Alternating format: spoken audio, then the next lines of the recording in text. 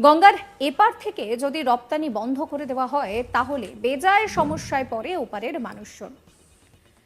কেননা বর্তমানে রমজান মাস চলছে, তার মধ্যে বড় বিপদে পড়তে চলেছে পড়শি বাংলাদেশ।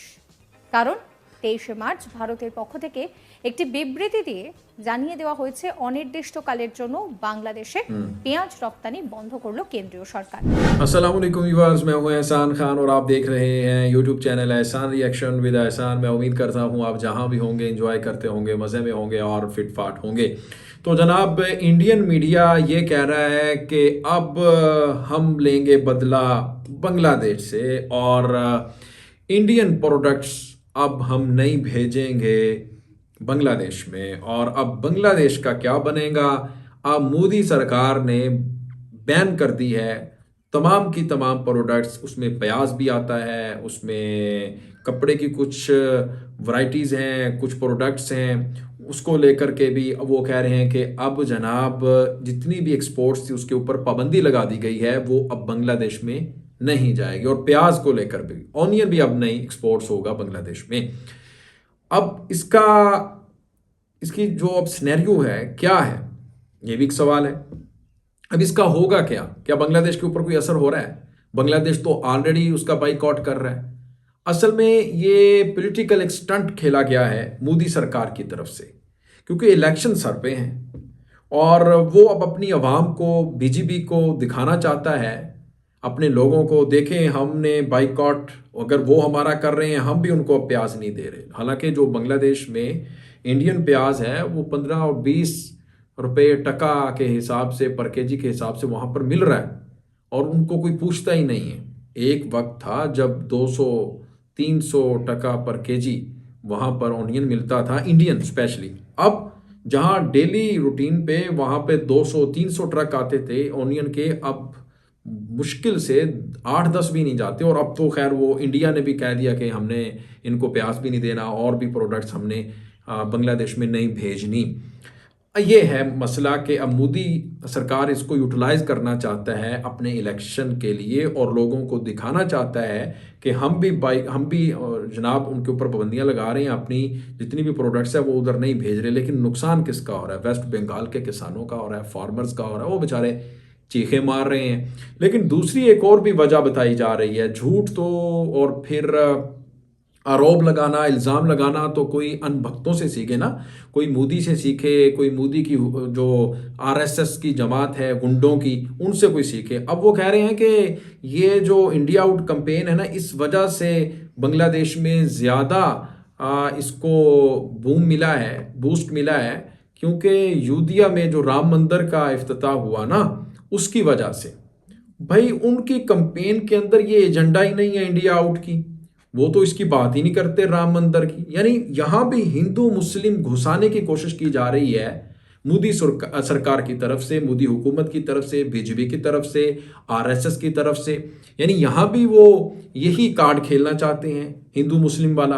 वो कह रहे हैं कि इसलिए ये कैंपेन जोर पकड़ गई क्योंकि यूदिया में जो राम मंदिर हुआ तो फिर बांग्लादेशी जो मुसलमान हैं उनको ये चीज़ अच्छी नहीं लगी, इसलिए इंडिया आउट कैंपेन चला रही। कैसा यार भोंडा मजाक है उनका जो एजेंडा है। यानी बांग्लादेशी जो पार्टीज कर रही हैं, बांग्लादेशी जो बाइकआउट कर रहे हैं इंडियन प्रोडक्ट्स, वो तो ये डिमांड ही नहीं है उनके एजेंडे में। वो तो ये कहते हैं कि आप बॉर्डर किलिंग ना करें, वो तो ये कहते हैं कि बॉर्डर का जो पानी का मसला है, यानी जो वाटर डिस्प्यूट है, उसको आप हल करें। और वो तो कहते हैं कि हमारे जो पर्सनल इंटरनल जो हमारे मैटर्स हैं उनके अंदर इंटरफेरेंस ना करें। आप उसके अंदर इंटरवेंशन क्यों करते हैं, मुदाखलत क्यों करते हैं, उनका तो ये कहना है। वो तो कहीं भी ये कहते हुए नजर नहीं आते कि राम मंदिर क्यों बनाया यूदिया में आपने, बाबरी मस्जिद की जगह। ये तो वो कहीं भी नहीं कहते। ये एक नया शोशा छोड़ा है उन्होंने जानबूझकर, ताकि अपने लोगों को पागल बनाया जाए, फूल बनाया जाए और उनके बदले में वोट लिया जाए। तो आइए व्यूअर्स वीडियो क्लिप देखते हैं, बहुत इंपॉर्टेंट है, वेस्ट बंगाल मीडिया की ये वीडियो है। वीडियो देखने से पहले चैनल को सब्सक्राइब कर लें और बेल आइकन भी प्रेस कर दें, वीडियो को लाइक भी किया करें और कमेंट सेक्शन में आप अपनी फीडबैक से हमें ज़रूर आगाह भी किया करें। 3, 2, 1 एंड क्यू।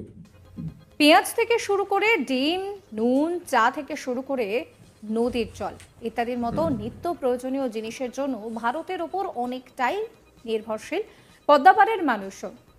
গঙ্গার এপার থেকে যদি রপ্তানি বন্ধ করে দেওয়া হয় তাহলে বেজায় সমস্যায় পড়ে ওপারের মানুষজন। কেননা বর্তমানে রমজান মাস চলছে, তার মধ্যে বড় বিপদে পড়তে চলেছে পড়শি বাংলাদেশ। কারণ 23শে মার্চ ভারতের পক্ষ থেকে একটি বিবৃতি দিয়ে জানিয়ে দেওয়া হয়েছে অনির্দিষ্টকালের জন্য বাংলাদেশে পেঁয়াজ রপ্তানি বন্ধ করল কেন্দ্রীয় সরকার। এমন অবস্থায় ভারত সরকার যে সিদ্ধান্ত নিয়েছে তাতে রীতিমতো বিপাকে পড়েছে বাংলাদেশ।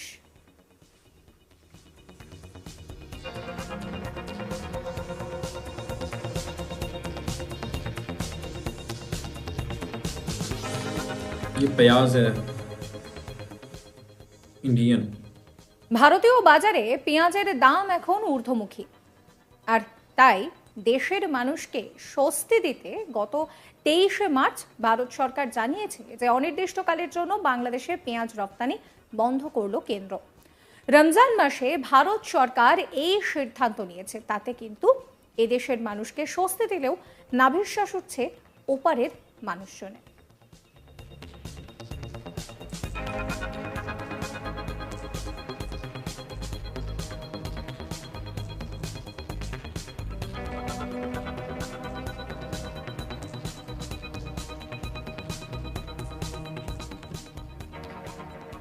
বাংলাদেশের ব্যবসায়ী মহলের ধারণা যে খুব শীঘ্রই হয়তো এই নিষেধাজ্ঞা প্রত্যাহার করে নেবে ভারত, কারণ ইতিমধ্যেই নিষেধাজ্ঞা থাকার ফলে ভারতে পেঁয়াজের দাম অনেকটাই কমে গিয়েছে। পাশাপাশি ভারতে ইতিমধ্যেই পেঁয়াজ উঠতে শুরু করেছে, ফলে ফসলের দাম পেতে পেঁয়াজ রপ্তানি করতে হবে ভারতকে। মার্চ মাসের শুরুতেই 50,000 টন পেঁয়াজ বাংলাদেশে রপ্তানি করার অনুমতি দেয় ভারত। এতে করে খানিকটা স্বস্তি পায় হাসিনা সরকার। বিশ্বের অন্যতম বড় পেঁয়াজ রপ্তানিকারক দেশ হচ্ছে ভারত। এছাড়াও এই দেশেও নানা প্রাকৃতিক দুর্যোগের জেরে পেঁয়াজের পেঁয়াজের যে ফলন রয়েছে তাতে কিন্তু ব্যাপক ক্ষতি হয়েছে, যা থেকে বেরিয়ে আসা যায়নি। আর কালবৈশাখী আসার সময়ও এসে গিয়েছে, ফলে তাতে করে আবার নতুন করে ক্ষতির মুখে পড়বে পেঁয়াজ। সুতরাং এই দেশে পেঁয়াজের দাম যে বাড়বে সেই আশঙ্কাও রয়েছে। বাংলাদেশ সহ মালয়েশিয়া, নেপাল এবং সংযুক্ত আরব আমিরশাহী ভারতীয় পেঁয়াজের সবথেকে বড় ক্রেতা। ফলে ভারতের ব্যবসা যেমন একদিকে ধাক্কা খাবে, তেমনি भुगते হবে।